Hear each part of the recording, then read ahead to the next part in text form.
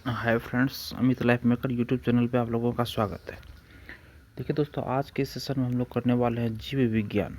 मतलब जीव विज्ञान दोस्तों, बायोलॉजी का क्लास नोट्स दोस्तों, जो एनसीईआरटी एवं एससीईआरटी पे आधारित है दोस्तों। छठा से और 12वां तक का, इंटर तक का दोस्तों, इसमें जितने सारे महत्वपूर्ण पॉइंट्स हो सकते थे दोस्तों, सारे इसमें दिए गए हैं। क्योंकि दोस्तों ये रुक्मणी प्रकाशन के द्वारा निकाला गया, जो कि ऑथेंटिक बुक है दोस्तों। और ये आपका जो आगामी जो परीक्षा आने वाली है दोस्तों, शिक्षक भर्ती या बिहार के जितने सारे एग्जाम है या केंद्र के जितने भी एग्जाम है, जहाँ जहाँ दोस्तों आपको बायोलॉजी पूछे जाते हैं, सारे एग्जाम के लिए दोस्तों ये बहुत ही महत्वपूर्ण क्लास नोट्स है दोस्तों। जिसमें कि दोस्तों देखिए, इसमें दोस्तों हम बहुत सारे चैप्टर को ख़त्म कर चुके हैं दोस्तों। देखिए अभी तक में हम लोग जीव विज्ञान का परिचय ये खत्म हो गया, सजीव की संरचना ये भी खत्म कर चुके हैं दोस्तों। कोशिका विज्ञान भी हो चुका है, पादप एवं जंतु उत्तक ये भी हो चुका है, वायरस भी हो चुका है दोस्तों। आज करेंगे दोस्तों हम लोग पादप जगत बच गया था दोस्तों, पादप जगत करने वाले हैं। देखिए दोस्तों, तो हम लोग डायरेक्ट अपने सेशन पे आते हैं। जो मेरे पिछले वीडियो को नहीं देखे दोस्तों, वो इसी चैनल पे प्लेलिस्ट बना हुआ है दोस्तों, रुक्मणी प्रकाशन करके, जैसे रुक्मणी का क्लास नोट्स करके दोस्तों बायोलॉजी का, वो वहाँ जाके देख सकते हैं। क्योंकि दोस्तों हम सीरियली इस पूरे सब्जेक्ट को ख़त्म करवाएंगे, तो आप लोग मेरे वीडियो के साथ बने रहिए दोस्तों। देखिए अब हम लोग आते हैं अपने चैप्टर पे, पादप जगत। देखिए दोस्तों, वायरस ख़त्म कर चुके थे, वायरस हम लोग का ख़त्म हो गया था। अब पादप जगत, प्लांट किंगडम दोस्तों, प्लांट किंगडम। देखिए दोस्तों, प्लांट किंगडम। देखिए दोस्तों, प्लांट किंगडम जैव विविधता से तात्पर्य है दोस्तों, जैव विविधता से तात्पर्य है विभिन्न जीव रूपों में पाई जाने वाली विभिन्न विविधता से है दोस्तों। जीवों के वर्गीकरण में उनके लक्षणों की अहम भूमिका होती है दोस्तों। जीवों के वर्गीकरण में उनके लक्षणों की अहम भूमिका होती है, अर्थात जीवों का वर्गीकरण उनके लक्षणों पर आधारित है दोस्तों। जीवों का वर्गीकरण उनके लक्षणों पर आधारित है। पृथ्वी पर कर्क रेखा और मकर रेखा के बीच के क्षेत्र में जो गर्मी और नमी वाला भाग है दोस्तों, पृथ्वी पर कर्क रेखा और मकर रेखा के बीच के क्षेत्र में जो गर्मी और नमी वाला भाग है दोस्तों, वहाँ पौधों और जंतुओं में काफ़ी विविधता पाई जाती है दोस्तों। अतः यह क्षेत्र दोस्तों मेगा बायोडाइवर्सिटी क्षेत्र कहलाता है दोस्तों, मेगा बायोडाइवर्सिटी क्षेत्र कहलाता है। 5 जगत वर्गीकरण दोस्तों, 5 किंगडम क्लासिफिकेशन जो है दोस्तों, वो देखिए। देखिए दोस्तों, 5 जगत वर्गीकरण दोस्तों, 5 किंगडम क्लासिफिकेशन दोस्तों, रॉबर्ट विटेकर 1959 ईस्वी में दिया गया था दोस्तों, द्वारा प्रस्तावित वर्गीकरण में 5 जगत हैं दोस्तों, रॉबर्ट विटेकर के द्वारा। जिसमें कि दोस्तों फर्स्ट में मोनेरा, सेकेंड प्रोटिस्टा, थर्ड है फंजाई, फोर्थ में प्लांटी और 5 में animalia. Monera, protista, fungi, Plantae, animalia. देखिए दोस्तों, ये समूह कोशिकीय संरचना पोषण के स्रोत, तरीके तथा शारीरिक संगठन के आधार पर बनाए गए हैं दोस्तों। ये समूह कोशिकीय संरचना पोषण के स्रोत, तरीके तथा शारीरिक संगठन के आधार पर बनाए गए हैं। विभिन्न स्तरों पर जीवों की उप समूहों में वर्गीकरण किया गया है। विभिन्न स्तरों पर जीवों के उप समूहों में वर्गीकरण किया गया है। यह निम्न है दोस्तों, फाइलम डिवीजन, वर्ग क्लास, थर्ड में है दोस्तों गण ऑर्डर, और है कुल, फैमिली एवं वंश। देखिए दोस्तों, विभिन्न स्तरों पर जीवों के उप समूहों में वर्गीकृत किया गया दोस्तों। और ये दोस्तों फाइलम में, वर्ग में, मतलब क्लास में, गण में, कुल में, और फैमिली एवं वंश जीनस में दोस्तों। ठीक है दोस्तों, 5 जीवों के समूह है दोस्तों। ये दोस्तों मोनेरा, फर्स्ट दोस्तों मोनेरा, ये प्रोकैरियोटिक जीव है दोस्तों। मोनेरा प्रोकैरियोटिक जीव है दोस्तों, प्रोकैरियोटिक। इन जीवों में न तो संगठित केंद्रक और कोशिकांग होते हैं, और न ही उनके शरीर बहुकोशिकीय होते हैं दोस्तों। इन जीवों में न तो संगठित केंद्रक और कोशिकांग होते हैं, और न ही उनके शरीर बहुकोशिकीय होते हैं। इनमें कुछ में कोशिका भित्ति पाई जाती है तथा कुछ में दोस्तों नहीं पाई जाती है। पोषण के स्तर के आधार पर ये स्वपोषी तथा विषमपोषी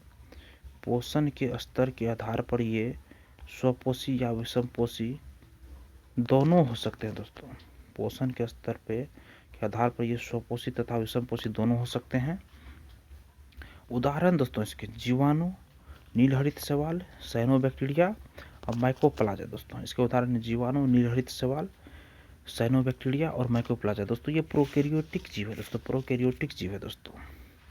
और सेकंड दोस्तों प्रोटिस्टा। प्रोटिस्टा देखिए दोस्तों, प्रोटिस्टा इसमें एक कोशिकीय यूकेरियोटिक जीव आते हैं दोस्तों, इसमें एक कोशिकीय यूकेरियोटिक जीव आते हैं दोस्तों। इस वर्ग के कुछ जीवों में गमन के लिए सीलिया, फ्लैजिला नामक संरचनाएं पाई जाती है दोस्तों। प्रोटिस्टा में मोनिराम देख लीजिए दोस्तों, ये प्रोकैरियोटिक जीव है। इन जीवों में न तो संगठित केंद्रक और कोशिकाएं होते और न ही उनके शरीर बहुकोशिकीय होते हैं। हाँ, प्रोटिस्टा में देखिए दोस्तों, इसमें एक कोशिकीय यूकेरियोटिक जीव आते हैं। इस वर्ग के कुछ जीवों में गमन के लिए सीलिया, फ्लैजिला नामक संरचनाएं पाई जाती हैं। ये दोस्तों ये स्वपोषी और विषमपोषी दोनों तरह के होते हैं दोस्तों। ये अलैंगिक जनन, कोशिका संलयन एवं लैंगिक जनन युग्मनज बनने की विधि द्वारा करते हैं। उदाहरण दोस्तों इसका एक कोशिकीय शैवाल, डाइटम, प्रोटोजोआ इत्यादि। नेक्स्ट दोस्तों फंजाई, फंगी जिसे दोस्तों कवक कहते हैं। फंगी जिसे दोस्तों हम लोग कवक कहते हैं, कवक। देखिए दोस्तों ये विषमपोषी यूकेरियोटिक जीव है दोस्तों। ये फंगाई विषम यूकेरियोटिक जीव है। ये पोषण के लिए सड़े गले कार्बनिक पदार्थों पर निर्भर रहते हैं, इसीलिए इन्हें मृतजीवी कहा जाता है दोस्तों, इसीलिए इन्हें मृतजीवी कहा जाता है। इनमें हरित लवक अनुपस्थित होने के कारण प्रकाश संश्लेषण नहीं होता है दोस्तों। कुछ फंजाई सजीव पौधों व जंतुओं पर पोषण के लिए निर्भर रहती है, जिन्हें परजीवी कहते हैं। ये पादपों व जंतुओं में रोग का कारण होते हैं।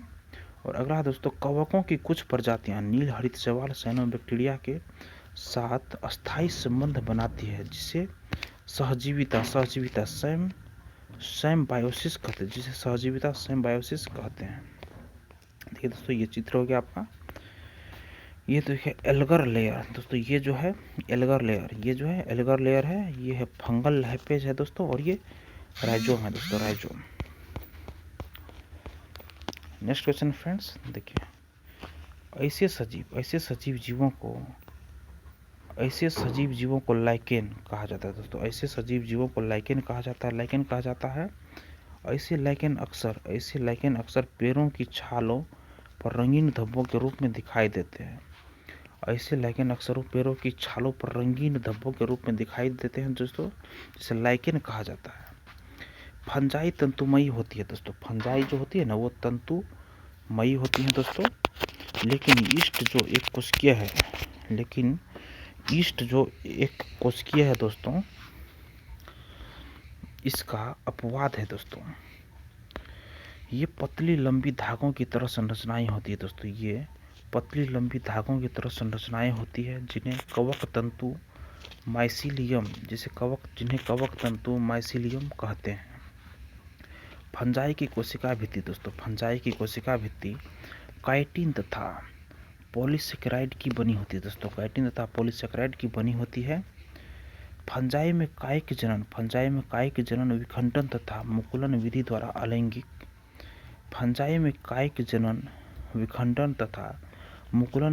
अलैंगिक जनन बीजाणु द्वारा व लैंगिक जनन एस्को बीजाणु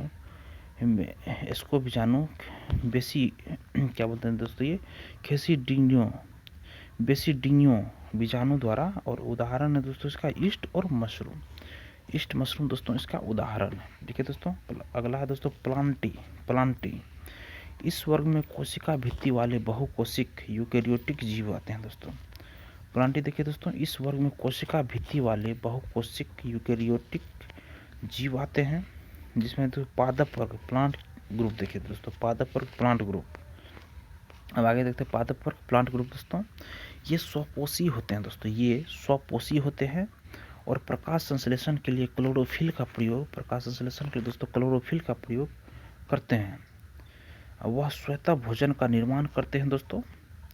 पौधों में शरीर के प्रमुख घटकों के विभेदन पादप शरीर में जल और अन्य पदार्थों को संवहन करने वाले विशिष्ट ऊतकों की उपस्थिति, बीज धारण क्षमता के आधार पर पादपों को क्रमशः थैलोफाइटा, ब्रायोफाइटा, टेरिडोफाइटा, अनावृत बीजी व आवृत बीजी प्रभागों में विभाजित किया गया है। नेक्स्ट है दोस्तों थैलोफाइटा। देखिए थैलोफाइटा है जो दोस्तों, थैलोफाइटा दोस्तों इन पौधों की शारीरिक संरचना जड़, तना व पत्ती में विभेदीकरण नहीं होती दोस्तों। थैलोफाइटा में देखिए दोस्तों, इन पौधों की शारीरिक संरचना जड़, तना व पत्ती में विभेदित नहीं होता है। ऐसे पादप का शरीर थैलस कहलाता है। ये से पादप का शरीर दोस्तों थैलस कहलाता है। इस वर्ग के पौधों को सामान्यतया शैवाल कहा जाता है दोस्तों। इस पौधों को सामान्यतः शैवाल कहा जाता है। शैवाल कायिक, अलैंगिक तथा लैंगिक जनन करते हैं। शैवाल कायिक, अलैंगिक तथा लैंगिक जनन करते हैं। कायिक जनन विखंडन द्वारा, अलैंगिक जनन बीजाणुओं द्वारा व लैंगिक जनन दो युग्मकों के संलयन में होता है दोस्तों। लैंगिक जनन दो युग्मकों के संलयन में होता है दोस्तों। नेक्स्ट दोस्तों, ये मुख्य रूप से जल में पाए जाते हैं दोस्तों। ये मुख्य रूप से जल में पाए जाते हैं। उदाहरण है दोस्तों क्लेमाडोमोनास, यूलोथ्रिक्स, स्पायरोगैरा, वालवॉक्स, कारा आदि दोस्तों। नेक्स्ट दोस्तों, शैवाल अलगी दोस्तों। देखिए, शैवाल क्लोरोफिल युक्त सरल थैलाइड स्वपोषी तथा मुख्यतः जलीय, अलवणीय, जल तथा समुद्री दोनों का जीव है दोस्तों। दोनों का जीव है। वे अन्न आवास जैसे नमयुक्त पत्थरों, मिट्टी तथा लकड़ी में भी पाए जाते हैं। शैवाल क्लोरोफिल युक्त सरल थैलाइड स्वपोषी तथा मुख्यतः जलीय, अलवणीय, जल तथा समुद्री दोनों का जीव है। वे अन्न आवास जैसे नमयुक्त पत्थरों, मिट्टी तथा लकड़ी में भी पाए जाते हैं। इनमें कुछ कवक लाइकेन में तथा प्राणियों के संगठन में भी पाए जाते हैं, जैसे सलाथ, रीछ। अगला दोस्तों, शैवाल के माप तथा आकार में बहुत विभिन्नता होती है। ये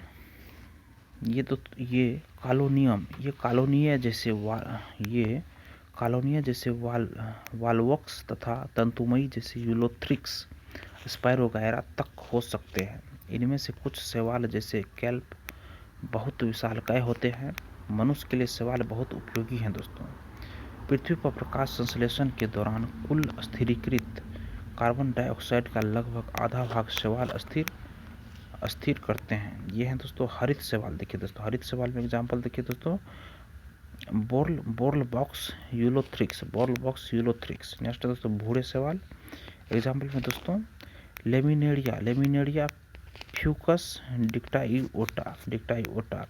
हरित शैवाल में दोस्तों बोर्लबॉक्स यूलोथ्रिक्स, और भूरे शैवाल में दोस्तों लेमिनेरिया फ्यूकस डिक्टाइटो। और थर्ड में दोस्तों लाल फास्फोरस में देखिए दोस्तों पोड़ पायरा, और सेकंड दोस्तों पॉलीसाइफोनिया दोस्तों। नेक्स्ट दोस्तों देखिए, शैवाल डिवीजन अनुभाग तथा उनके प्रमुख अभिलक्षण। देखिए दोस्तों ये शैवाल के डिवीजन अनुभाग तथा उनके प्रमुख अभिलक्षण। डिवीजन देख लीजिए दोस्तों, सामान्य नाम, प्रमुख वर्णक, संचित भोजन, कोशिका भित्ति, फ्लैजिला की संख्या तथा उनकी निवेशन की स्थिति और आवास। देखिए दोस्तों क्लोरोफाइसी फर्स्ट दोस्तों, ये समान नाम इसका दोस्तों हरे शैवाल है। क्लोरोफाइसी का हरे शैवाल। और प्रमुख वर्णक जो इसमें दोस्तों क्लोरोफिल ए और बी होता है। ये संचित भोजन स्टार्च में रहता है दोस्तों। और कोशिका भित्ति इसकी सेलुलोज की बनी होती है दोस्तों। और फ्लैजिला संख्या तथा उनकी निषेचन की स्थिति 2 से 8, समान शीर्ष। और आवास है दोस्तों अलवण जल, लवणीय जल, खारा जल। नेक्स्ट दोस्तों फियोफाइसी दोस्तों, भूरे शैवाल है दोस्तों। भूरे शैवाल, हरे शैवाल को क्लोरोफाइसी, भूरे शैवाल को फियोफाइसी। इसमें दोस्तों क्लोरोफिल एसी, उसके बाद क्लोरोफिल एसी, और दोस्तों फ्यूकोजेंथिल दोस्तों, फ्यूकोजेंथिल एसी रहता है इसमें। और मैनिटोल, लेमिनेरियर, और सेलुलोज तथा एलाजिन का दोस्तों कोशिका भित्ति होता है। और फ्लैजिला का संख्या 2, असमान और पार्श्वीय होता है।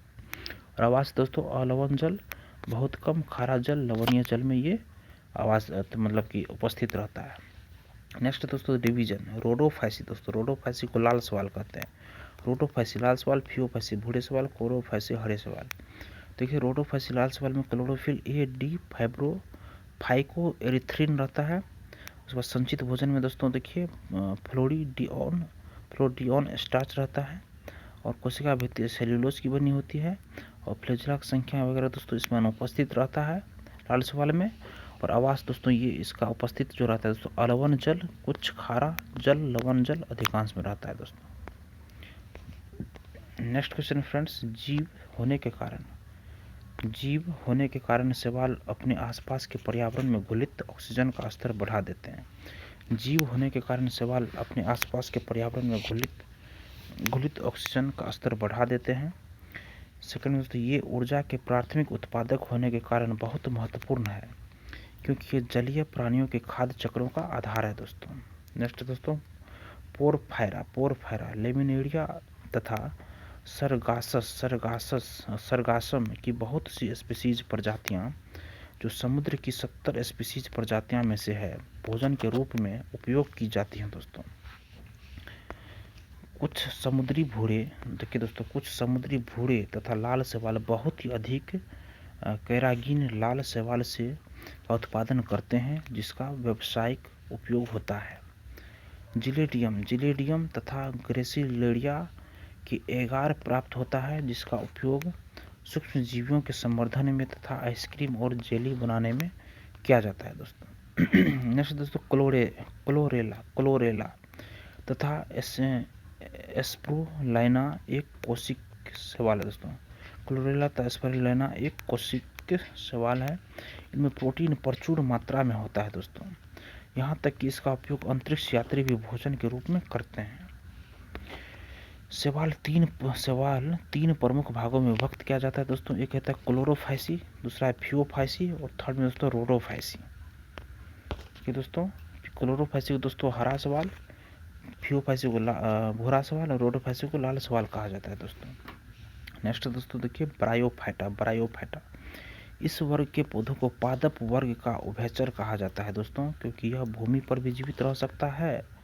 और ब्रायोफाइटा लैंगिक जनन के लिए जल पर निर्भर रहते हैं दोस्तों। ब्रायोफाइटा लैंगिक जनन के लिए जल पर निर्भर रहते हैं। इन पादपों में वास्तविक मूल, तना तथा पत्तियां नहीं होती दोस्तों।